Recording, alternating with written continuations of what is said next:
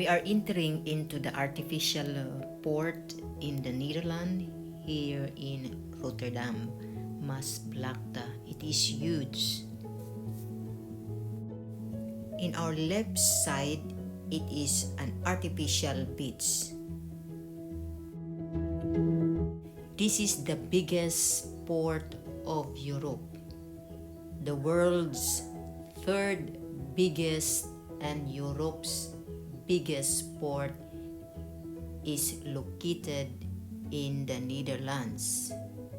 Here, as you can see, I show you the video, the Rotterdam ports ranks as the third behind Asian giants like Shanghai and Singapore ports, because Singapore ports is the first and second respectively.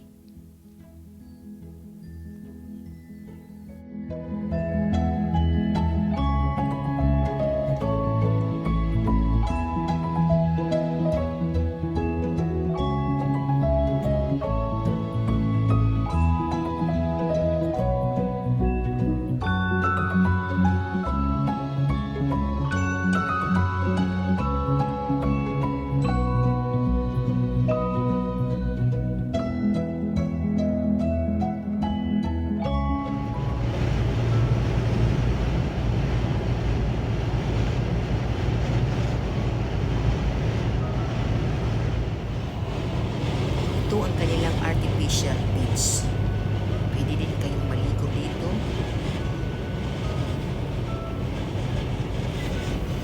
Ang lawak ng kanilang artificial port. At saka ang lawak din ng kanilang artificial beach.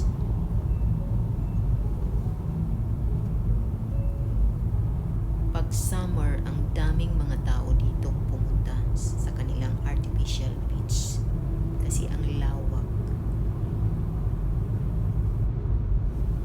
We call it a Maasvlakte. It is a massive man-made westward extension of the Europort, an industrial facility within the port of Rotterdam. We always come here. The Maasvlakte is built on land reclaimed from the North Sea.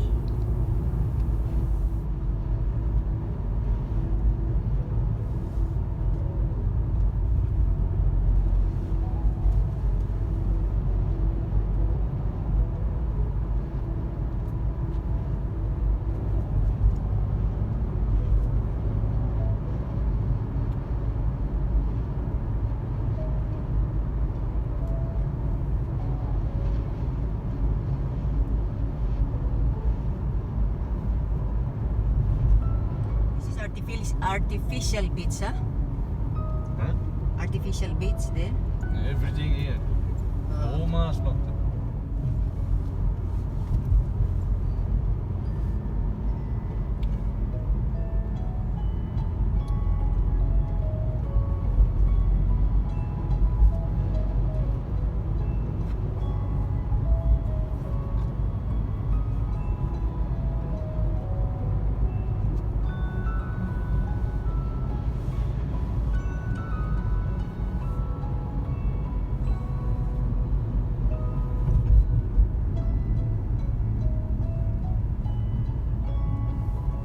The Maasvlakte was created in 1960s by reclaiming land from the North Sea through dikes and sand sublimation.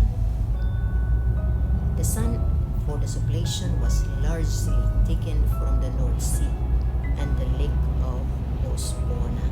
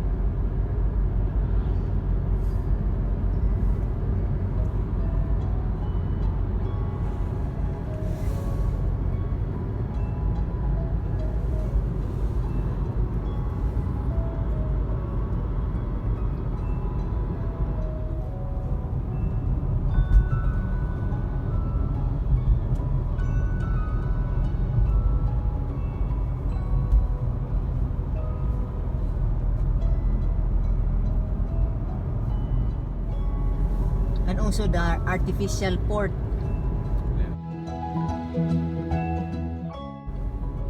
Why they call it artificial port? Because it is not natural. No, before there was sea. This is sea. Yeah, that's just the same. How they make it.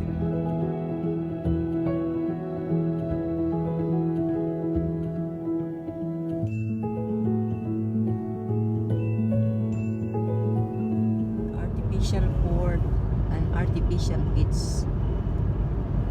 here in Netherlands. Interesting. Interesting. Like Lelystad. Huh? Yeah? Yeah. Oh, you make a video there? Before it was sea. We will make a video there so that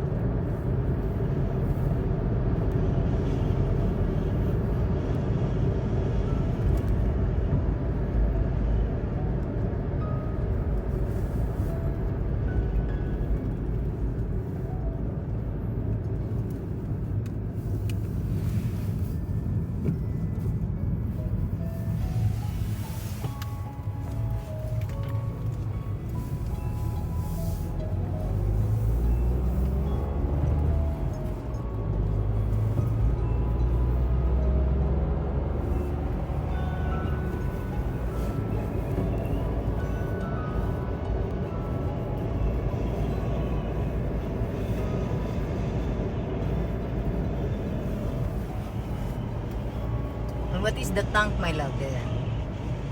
For the diesel? Oil, oleo, terminal. Oil, I think.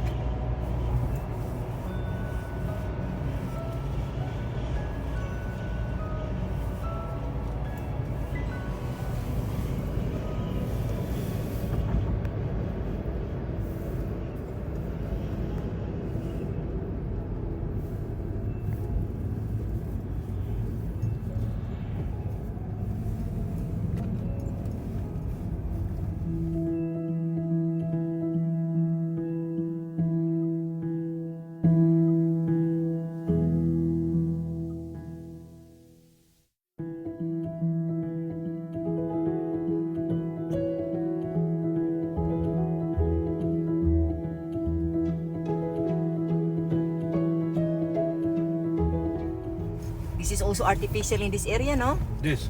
Huh? Yes, everything.